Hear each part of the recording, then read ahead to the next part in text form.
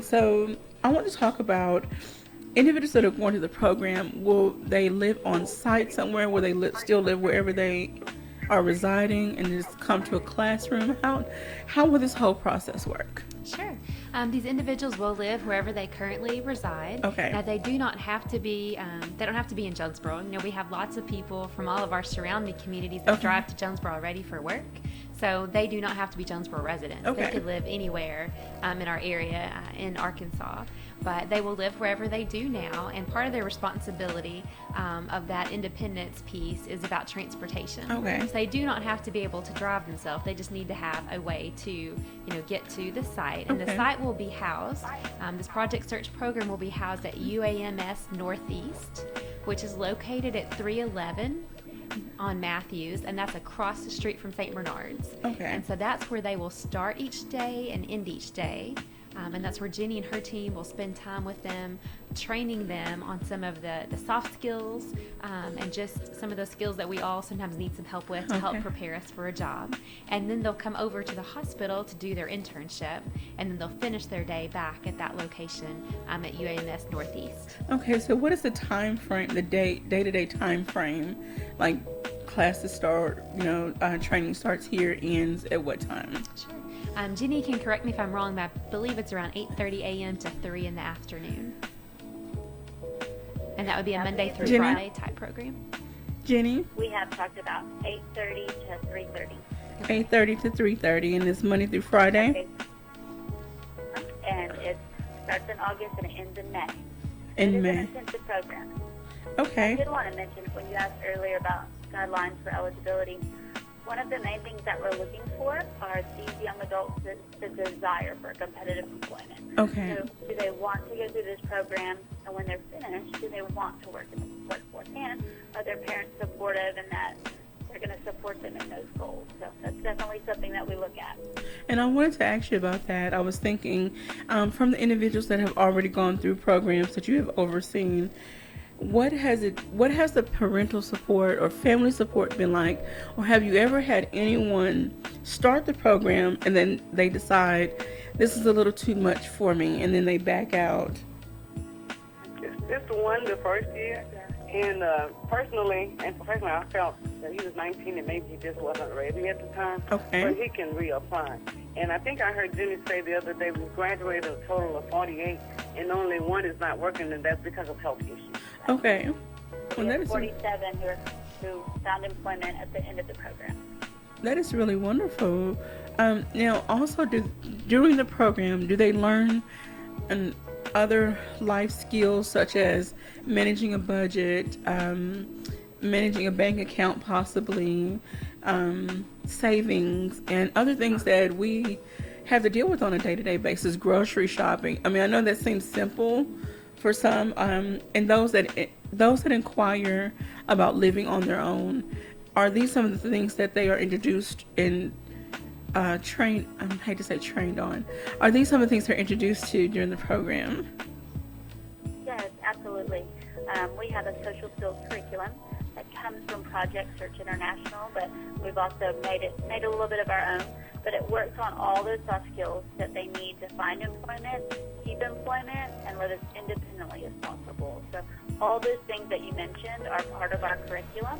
And we also have a technology piece where each young adult has an iPad, and they learn writing professional emails, how to job search, how to complete applications, which is a whole lot harder than it used to be. Some of those Yes, are really ma'am. tough to complete. So yes, that first hour in the morning, 8 to 9, 8:30 to 9:30, and then in the afternoon, 2:30 to 3:30, is where we work on those employability skills. That is really And then wonderful. access to a significant job with a follow-along. So, and the reason we know where they are is we do as good a job as any in working hard to provide the follow-along services for up to 5 years. And it's critical because we don't just want to train them to be employable and to get a job. We have to help them get the support they need to keep a job. That's what I was access gonna. access has been phenomenal in so many ways. So they know if their supervisor changed that they may need to go back to that site, the work site, Okay. and make sure that that new supervisor knows how that intern learns and how to communicate with them. Then you want to add to that? I think you about covered it. Okay, thank you. Okay, and I want to ask concerning, we talked about social skills when it comes to the workforce, but what about social skills in just everyday life? You know, once they clock out of their job, they may want to interact, go to social events and things of that nature. So do you help them, those that may need it, with other types of social skills? Yes, actually we do. We help sometimes our young adults feel a little isolated when they leave the program because they're adults now. They're not immersed in the school anymore, so they don't have the same types of friends. And that can be really challenging for them because to be a balanced person, you have to have that side. So I personally try to help encourage our young adults to reach out to other people in the program. Hey, I'm going to the fair. Do you want to come with me? Okay. They may not think about that on their own. Sometimes they need a little bit of guidance and ideas of what they can ask other people to do. We also have a once-a-month job club, and all the young adults who have graduated and found employment are invited to job club. It's a social event, so we go and we do fun stuff together, but we also get to talk about how is work going, how's life going, Okay. What are your goals, what are you working on. So that's a little bit about how we handle that social piece because it's important. And the piece we didn't mention is the Family Advisory Council. Okay. So families play a significant role, even for they're all adults, right? But we do need, and you did ask a very appropriate question about the family support, because without their family support, they're not going to complete the program, and they're not going to want to go to work. So we do access them to the benefits counselors for those that may be on SSI or SSDI. But the family, they become friends with one another, and that's a huge benefit to the families, because I think what people don't realize is people that are living with a young adult that's aging with a significant disability, the family, they're living in a maze of confusion that they've lived on throughout the school years, but it felt like maybe not as hard during the school years because it felt like they had the school support. And now that they graduated from high school, and maybe they've been graduated for 10 years, they're wondering what's going to happen to my son, my daughter, my granddaughter, my boyfriend, my husband. So we do everything we can to fully engage them and help them to be a support for one another. Is that right, Jenny? That is wonderful. And also, I know this may seem insignificant, but once people go through this program, they learn these life skills, these job skills. Have you seen any of them maybe get into relationships or get married? I'm not saying that that's the one thing that's encouraged, but have you seen that with some of the individuals? They now have the confidence to live their life to the fullest, and I think some of them strengthened their relationships that they already had. Okay. None of partners with the other interns that, to our knowledge, where there's some kind of relationship, because they're 18 to 35. Some of them already are in a relationship. Okay. Some of them already may be married. They may be living with someone, and are already in a personal relationship with someone. And it seems to give them the skills necessary to strengthen that relationship. And I think they're still in that process of growing. So they finished the program. Now they're working. Now they're working full time. Now they're getting benefits.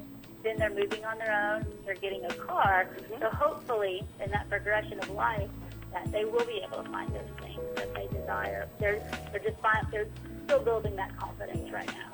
And we have one that I'm familiar with that is beginning the process of figuring out how to ask a young lady out for a date. Goodness. Themselves available. Each one of them have all our numbers. So if they have that kind of question and they feel like they can trust you adequate, they might call upon one of us and ask us, what do you think about this? So and that makes you feel special that they trust you when they ask you those kinds of questions. Alrighty, well, we're going to get ready to take another quick break. So those out there listening, I hope that you are enjoying this conversation. I hope that you're taking notes so that you can maybe direct someone to apply for this program. Even though they have more applicants than spots, the process to select someone is still, kind of rigorous. So they need as many applicants as possible so that they will have a good pool to choose from. So please do not go away. You're tuned in to Community Conversations, and we'll be right back after these short announcements.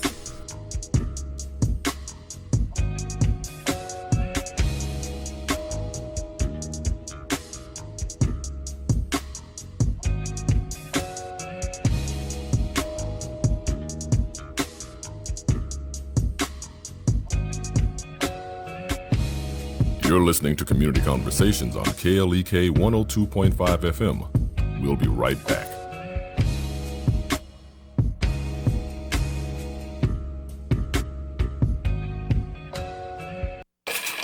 We're back with Money Matters. I'm Alfred Edmond Jr.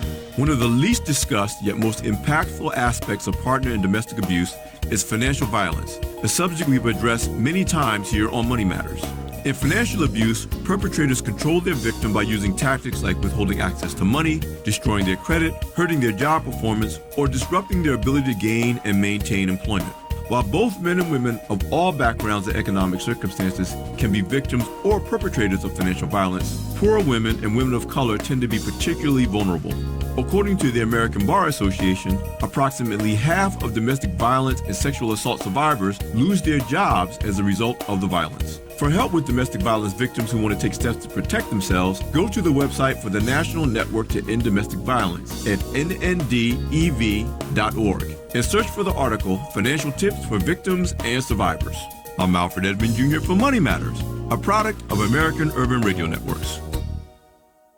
Money Matters is made possible by the Jonesboro Alumni Chapter of Delta Sigma Theta Sorority Incorporated, a nonprofit organization dedicated to uncompromising commitment to communities, service, leadership, empowerment. www.jonesboroalumnidst.org. Money Matters is brought to you by Bancorp South, offering checking, savings, loans, credit cards, and wealth management. 5 locations in Jonesboro to serve you. www.bancorpsouth.com or 870-972-9800. The McDaniel Law Firm, 400 South Main Street in Jonesboro, is a firm believer in justice and equality for the minority community. The McDaniel Law Firm has fought for our rights for over 44 years. The McDaniel Law Firm offers legal help for wrongful death as well as trucking and automobile accidents. Bobby and Brett McDaniel are available for a free consultation at 870-336-4747 or at www.mcdanielLawyers.com. Did you know KLEK has a brand new streaming app? That's right, you can listen to KLEK 102.5 FM anywhere in the world. The app is available for all Android phones and tablets, as well as iPhones and iPads. Just search your app store for KLEK and download the KLEK app for free today, and don't miss a beat of the education, entertainment, and empowerment on KLEK 102.5 FM. And now back to Community Conversations on KLEK 102.5 FM. All right, welcome back to Community Conversations on KLEK 102.5 FM. We're speaking with Judy Smith, Ms. Lori Smith, and Ms. Jenny Adams, and they are from various organizations, St. Bernard's Healthcare. I keep wanting to say Medical Center, St. Bernard's Healthcare, Arkansas Access Group, and the Arkansas Rehabilitative Services.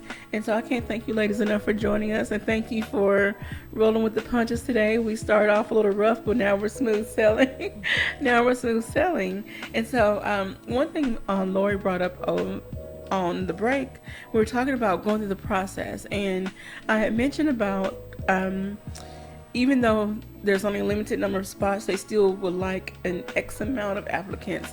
So, Ms. Lori, can you explain again or kind of go through why it's important to go through the application process, even if they're not picked for the first round? Sure. Yes, we would love for as many interested people to apply and go through that selection process, because it's nothing like what any of us have done if we went for a job interview. Normally you just go in, you have maybe a 30-minute or an hour-long conversation, and that determines whether or not you get to be selected for that job. But with this process, it's almost like an all-day event where there's lots of hands-on activities that they do individually and with others, and they're observed to see that behavior behavior and how they work with others. And so it's a very different process than what we are all accustomed to. And if someone's not selected for the program because maybe, like you mentioned, there's a limited number of spots, and we're trying to find that right diverse mix of people with different disabilities and skill sets, they're going to get feedback about why they weren't selected and what goals they could be working on for next year. And because the program's open to such a wide age range, they're going to have many more years in the future that they can come back and reapply when they've got a chance to work on those goals and make those changes. Okay. And so what role will you actually play? I know you've been pivotal in helping get this program started, but once the program starts, what role will you play? Sure. Well, once the program gets started, I'm going to kind of take a backseat role, but I have another person on my team at St. Bernard's, Amy Finley, who's going to serve as the business liaison representing St. Bernard's at all these different committee meetings and just making sure that things are going smoothly from our perspective to help, remove any barriers. Maybe if someone is having an issue kind of navigating our campus, then we have maps that we can provide. Anything that we can do, maybe it's something to help them when they go through the lunch line in the cafeteria to make it easier for them to navigate that. We want to be that great resource and partner for the Access Group job coaches to provide any of those materials, or to make sure that the department that they get assigned to is working very smoothly with them. Okay. And Miss Judy and Miss Jenny, we have about 3 minutes or so. So I want to give you the opportunity to wrap up anything that we haven't discussed, or just kind of restate any vital information. Yes, indeed. And so I'm going to try to be brief because I'm asking Jenny to close. What I want to do is remind them that we have offices in Batesville, Jonesboro, and they can contact the Jonesboro office to determine where they need to go, or the West Memphis office to determine where they need to go to get that vocational rehab eligibility done. But in my last 30 seconds, Fabila, I'm so proud of you. This is the most thorough interview. You seem so knowledgeable about Project Search. And Lori, if we could take you with us, we wouldn't have to go. So you guys have done an excellent job, and your knowledge is just amazing to us. But I want to say thank you, Fabila. Thank you, Lori, and thank you all of your listen area. We're so proud that we're going to have this program opportunity for your residents. Well, thank you so very much.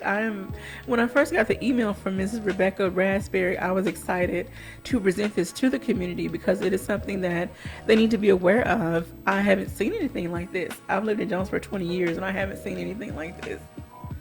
Well, would you come to our graduation next year? Where's it going to be? In May. We'll let you know. We're going to put you on our list.